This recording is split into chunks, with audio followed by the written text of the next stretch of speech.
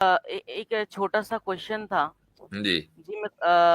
मैं सीखने के एतबार से आया हूँ, मैं सीखना चाहता हूँ आपसे हम्म। जी।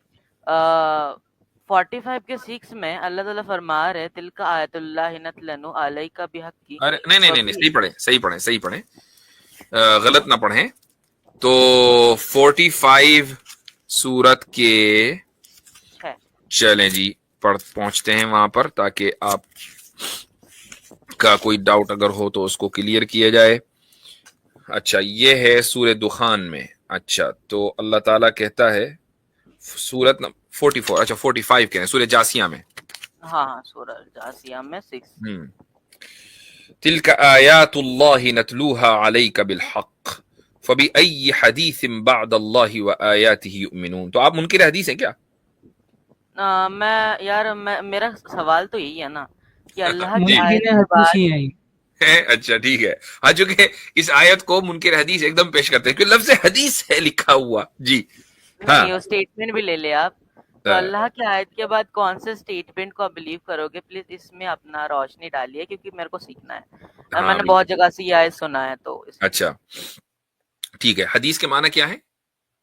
स्टेटमेंट ले ले या इवेंट, यानी कि हदीद बा कौन सा हादसा, यानी इवेंट इवेंट ले सकते हैं। हाँ, बात ले लें, जैसे लफ्ज बात है ना। हाँ हाँ, बिल्कुल हाँ, बिल्कुल। तो अल्लाह ताला ये कह रहा है कि ये अल्लाह की आयतें हैं जो सही सही तौर पर हम आपको पढ़कर सुनाते हैं।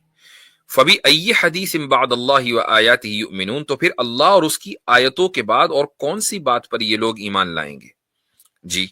तो इसमें मसला क्या है? इसका हदीस जो रसूल अकरम सल्लल्लाहु अलैहि वसल्लम की बात है उससे क्या ताल्लुक है भैया? जी, हमको बस जैसे कुरान है, अहसन अल हदूस है, हदीस है। तो हदूस नहीं, हदीस। कुरान हाँ, हाँ कुरान के बाद जो है हमको किसी भी चीजों पे ईमान लेके आना चाहिए। जी। ठीक अच्छा, है। हदीस के बारे में जो हम जो हदीस को मानते हैं उसके ताल्लुक से हमारा वर्ल्ड व्यू क्या है, यानी हमारा अकीदा क्या है, आपको पता है? जी, मैं भी हदीस को मानता हूँ, बट उसको मैं हिस्ट्री के एज ए हिस्ट्री का किताब मानता हूँ, ना कि वो तो दीन का गामदी हम साहब मानता मानते हैं, हूँ। तो फिर आप भी गामदी ठहरे। चलो, तो मुझे एक बात बताइए कि आप हमारे ताल्लुक से क्या समझते हैं कि हम हदीस को क्या मानते हैं? लाइक सो ऐसा कि आप जो है इस आयत जैसे इस टाइम पे नाजिल हुई है, क्यों नाजिल हुई है, इसके पीछे कोई रीजन। नहीं नहीं नहीं नहीं नहीं नहीं, हम हमारा हदीस के ताल्लुक से क्या नुक्ता नजर है ये बताइए। क्या हम हदीस को लफ्ज रसूल और वही इलाही मानते हैं या नहीं मानते, ये बताएं। जी, आप मानते हैं? हाँ, मानते ठीक, हैं लोग। ठीक है। इस आयत में फबी अय्य हदीस बअदल्लाहि व आयातिही, अल्लाह की और उसकी निशानियों और आयतों के बाद, यानी इन आयतों के अलावा किस बात पर ये लोग ईमान लाएंगे? तो जब हम हदीस को जो रसूल अकरम सल्लल्लाहु अलैहि वसल्लम के अल्फाज हैं लेकिन माना अल्लाह की तरफ से हैं, तो क्या ये इस हदीस में आएगा जो इस आयत के अंदर आयत नंबर 6 में बात हो रही है? जी, इधर में अल्लाह के आयत के बाद कौन से हदीस मतलब कौन से वाकयात पे आप बिलीव भाई करोगे? हम हदीस रसूल को भी तो आयतुल्लाह ही मानते हैं ना, बस आयत मतलू नहीं मानते, आयत गैर मतलू मानते हैं। नहीं, उधर मोहम्मद सल्लल्लाहु अलैहि वसल्लम का हदीस कैसे कॉल हो गया? क्योंकि उधर में तो जैसे बुखारी साहब ने लिखी है, तो बुखारी इधर में साहब, अरे ओ भाई एक मिनट, आपको वाकई कुछ नहीं पता है। तो वो बसालत भाई ने बिल्कुल सही कहा। मैंने आपसे हमारा मौकिफ जाना कि आपको हमारे बारे में पता भी है कि हम क्या कहते हैं। हम ये कहते हैं कि हदीस वही गैर मतलू है, वही मतलू नहीं है। मतलू को समझते हैं क्या? मतलू किसे कहते हैं? हजरत बहुत खतरनाक इस्तेलाहात इस्तेमाल कर रहे हैं, इनसे ये असल करनी में जरूरी है, कैसे। ये करनी जरूरी है। इस लेवल के ऊपर जब आदमी बात करेगा तो उसको इस्तिलाहात से वाकिफियत उसके लिए जरूरी है। अब मुझे बताइए, आप वही मतलू और वही गैर मतलू के फर्क को समझते हैं? नहीं, आप बता दीजिए हमको उसी इसका। आयत में लिखा हुआ है तिल्का आयातुल्लाहि नतलुहा अलैक, कि ये अल्लाह की वो आयतें हैं जो हम आप पर तिलावत कर रहे हैं। इसका मतलब कुछ आयतें वो भी हैं कि जो तिलावत नहीं हुई हैं। जो आयतें तिलावत हुई हैं उनके अलावा किसी दूसरी आयतों को वही मतलू नहीं माना जाएगा।